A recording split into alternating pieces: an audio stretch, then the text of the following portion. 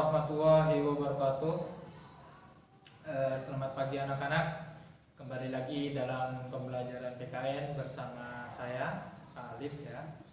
Jadi hari ini kita akan belajar atau melanjutkan materi yang sudah kita bahas di minggu kemarin, yaitu tentang Pancasila sebagai dasar negara dan pandangan hidup bangsa.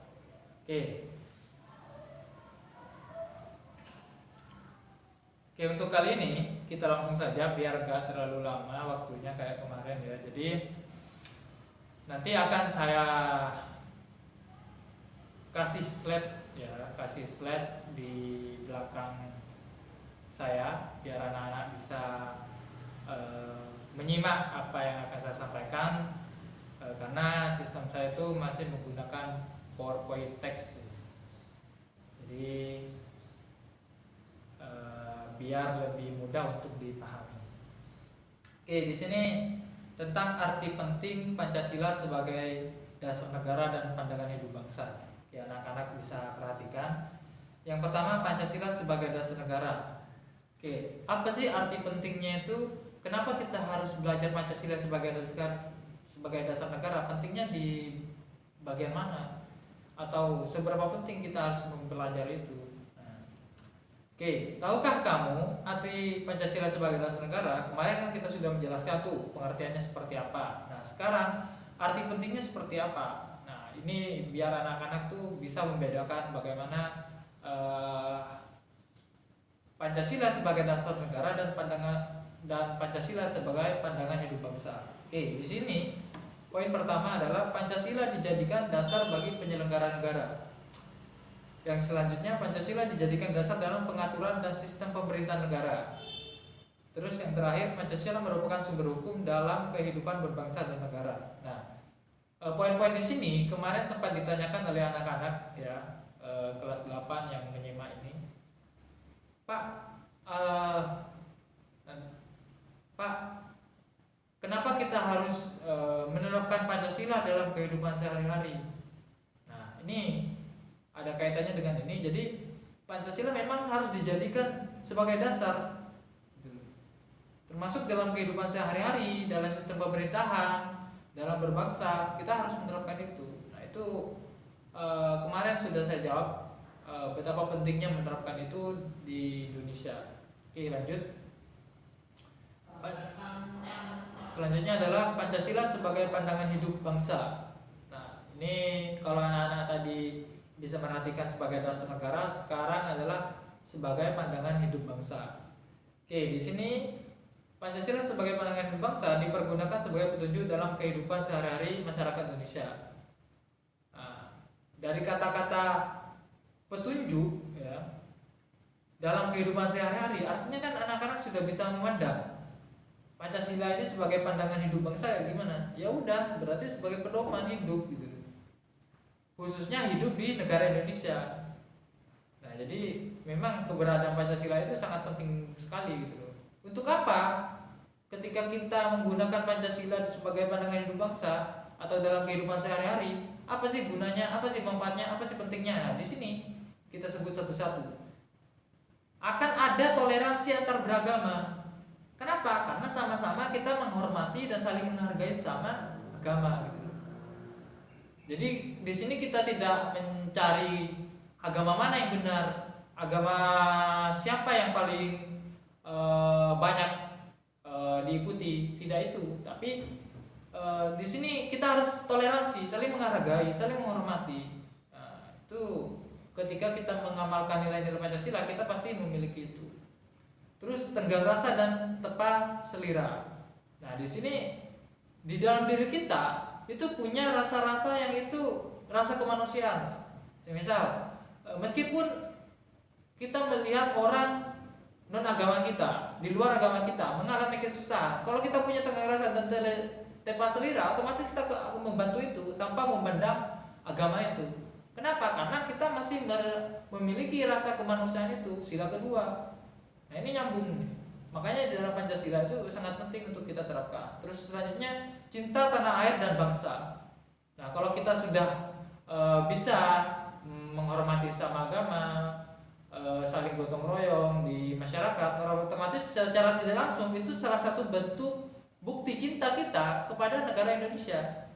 Karena orang-orang yang memiliki perasaan seperti itu otomatis mereka sudah punya nasionalis kepada bangsanya. Oke, selanjutnya musyawarah mufakat. Nah, di musyawarah mufakat ini kan itu termaktub dalam sila keempat ya. Jadi poin-poin di sini itu sudah mewakili dari sila-sila yang terdapat Pancasila. Terus adil terhadap sesama, keadilan bagi seluruh rakyat Indonesia. Jadi sudah adil gitu kan. Jadi penting sekali untuk kita terapkan nilai-nilai Pancasila sebagai pandangan hidup. Nah, terus pentingnya Pancasila sebagai dasar negara dan pandangan hidup bangsa. Nah, di sini kita akan membedakan atau kita mengkonkretkan yang Pancasila sebagai dasar negara kayak gimana pentingnya, yang Pancasila sebagai pandangan hidup bangsa kayak gimana pentingnya. Nah, ini kita akan bahas. Terus disimak. Yang pertama, asas berdirinya negara Indonesia. Asas ya, asas itu adalah dasar ya atau fundamental gitu kan. Terus dasar sumber tertib hukum nasional. Jadi dijadikan dasar hukum. Nah, kayak tadi asas, terus ini sumber tertib hukum, terus dasar penyelenggaraan kehidupan bernegara. Nah, jadi yang namanya Pancasila sebagai dasar negara, dia pasti akan menjadi dasarnya saja gitu. Nah, itu sebagai. Terus lalu gimana kalau yang sebagai pandangan hidup bangsa? Nah, di sini kerangka acuan membentuk karakter bangsa Indonesia. Jadi dia sudah berupa konsep, berupa kerangka, berupa yang itu atau skema yang itu bisa digunakan untuk membentuk karakter siswa atau karakter bangsa Indonesia. Ya, jadi kalau kita mau membentuk karakter, kita mulai dengan Pancasila. Pancasila kita terapkan dalam kehidupan, dalam kita mengajar. Nah, itu akan membentuk karakter bangsa kita. Oke, selanjutnya petunjuk dalam memecahkan permasalahan yang dihadapi bangsa. Jadi dalam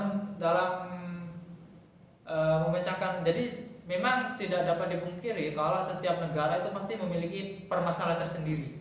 Tidak ada negara yang tidak ada masalah. Semua negara ada masalah. Tapi negara yang hebat adalah negara yang mampu menyelesaikan masalah itu. Bukan negara yang lari dari masalah atau bahkan menghindari masalah itu. Nah, maka semakin banyak masalah yang dihadapi oleh negara itu merupakan tantangan untuk diselesaikan. Jadi negara kita sebenarnya masalahnya ya luar biasa gitu. Tapi negara kita juga harus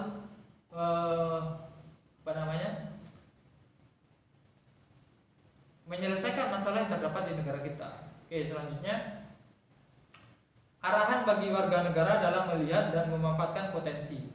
Jadi arahan ya. Jadi kalau berbicara arahan berarti kita dikasih petunjuk. Tanya ke seperti arah Singosari kemana gitu. Arah Bogor, arah Malang. Nah, berarti kan arah gitu. Jadi di sini arah dalam melihat memanfaatkan potensi alam. Jadi di situ dikatakan bahwa sumber kekayaan negara Indonesia itu sangat melimpah gitu. Potensi alamnya, potensi pertanian, potensi perikanan, dan tambangnya juga luar biasa negara kita ini. Makanya kita harus memanfaatkan apa yang ada di negara kita. Terus lanjut ke slide selanjutnya. Di situ kita akan berbicara tentang ketika kita sudah tahu pengertian dasar negara, pengertian Pancasila sebagai pandangan hidup bangsa, terus dikasih tahu lagi bahwa pentingnya Pancasila sebagai dasar negara dan pentingnya Pancasila sebagai pandangan hidup bangsa. Kita terakhir apa sih yang harus kita laksanakan gitu? Apa yang harus kita lakukan? Nah, ini yaitu implementasi nilai-nilai Pancasila sebagai dasar negara dan pandangan hidup bangsa. Jadi kita waktunya sudah mengimplementasikan. Jadi kita harus mengimplementasikan Pancasila ini di dalam kehidupan kita berbangsa dan bernegara. Oke, yang pertama nilai-nilai Pancasila sebagai dasar negara dan pandangan hidup bangsa. Yang kedua, pengamalan nilai-nilai Pancasila sebagai dasar negara dan pandangan hidup bangsa. Jadi kita harus tahu nilai-nilainya dulu, dan lalu bagaimana pengamalan nilai-nilai itu. Oke, lanjut. Nah, di sini adalah nilai-nilai Pancasila sebagai dasar negara dan pandangan hidup bangsa. Oke, sila pertama, berdoa kepada Tuhan Yang Maha Esa, toleransi antar umat beragama. Ini salah satu contoh saja. Jadi kalau kita sudah meyakini bahwa ada Tuhan dan kita orang yang beragama, pasti kita akan selalu berdoa gitu. Entah itu minta keselamatan, meminta rezeki, umur yang panjang, semacamnya. Lalu ada toleransi di situ karena kita tahu bahwa di Indonesia ada 6 agama yang diakui dan yang tidak akui lebih banyak lagi gitu. Otomatis kita harus mengakui itu kalau memang negara kita itu adalah negara yang toleransi, memberikan kesempatan bagi agama untuk hidup di negara Indonesia. Sila kedua, membantu korban bencana alam. Jadi kalau semisal ada yang butuh bantuan gitu bantu, termasuk beberapa daerah yang memang sering terjadi gempa, terjadi bencana, nah kita harus membantu. Berani membela kebenaran dan keadilan. Nah di sini yang penting. Jadi kita harus berani membela mana yang benar dan mana yang salah. Bukan kemudian melindungi yang beruang atau mencelakakan yang tidak beruang, gitu kan? Nah itu repot itu. Selanjutnya sila ketiga, cinta tanah air dan bangsa. Terus rela berkorban demi bangsa dan negara. Nah, kalau kita sudah mencintai negara kita, otomatis kita rela berkorban. Ibarat kita dalam menjalin sebuah hubungan gitu kan, dalam rumah tangga gitu. Kalau kita sudah mencintai istri dan anak kita, otomatis kita akan rela berkorban apa saja demi membahagiakan keluarga kita. Nah, kayak gitulah. Nah, apalagi di sebuah tataran negara, kita bisa mengorbankan kita harta benda kita pun tidak masalah. Yang penting negara kita tuh sejahtera atau bahkan maju gitu loh, dan disegani oleh beberapa negara. Nah ini penting untuk kita pahami bersama. Terus sila keempat, menghargai pendapat orang lain, melaksanakan hasil keputusan musyawarah. Dan ini juga sangat penting untuk kita pahami bersama karena lagi-lagi kalau kita mau berdemokrasi, otomatis kita harus memahami pendapat orang lain. Kita apalagi negara demokrasi gitu kan, melaksanakan hasil keputusan musyawarah. Jadi ketika kita mengadakan rapat, kita memang harus menghormati itu dan melaksanakan apa yang sudah kita putuskan bersama. Terus yang terakhir, sila kelima, hemat dan hidup sederhana, menghargai hasil karya orang lain. Nah, di sila kelima ini sangat luar biasa bagi kita karena lagi-lagi kita harus menjadi orang-orang yang hemat dalam menjalani kehidupan sehari-hari, terus sederhana. Bukan kemudian kita karena memiliki harta yang luar biasa terus kita menghambur-hamburkan itu demi kesenangan kita. Terus menghargai hasil karya. Jadi banyak dari kita itu yang kurang menghargai orang lain, banyak sekali itu. Apalagi kalau kita bahkan kita nggak bisa melakukan itu, tapi kita malah mencela. Bukannya kita belajar tapi malah merendahkan dan semacamnya. Itu harus kita hindari. Nah selanjutnya ketika kita udah mengetahui nilai-nilainya, selanjutnya pengamalan nilai-nilai Pancasila sebagai dasar negara dan pandangan hidup bangsa. Jadi bagaimana pengamalannya? Nah di sini ada di keluarga, sekolah, masyarakat dan bangsa dan negara. Itu harus kita terapkan ya. Dah.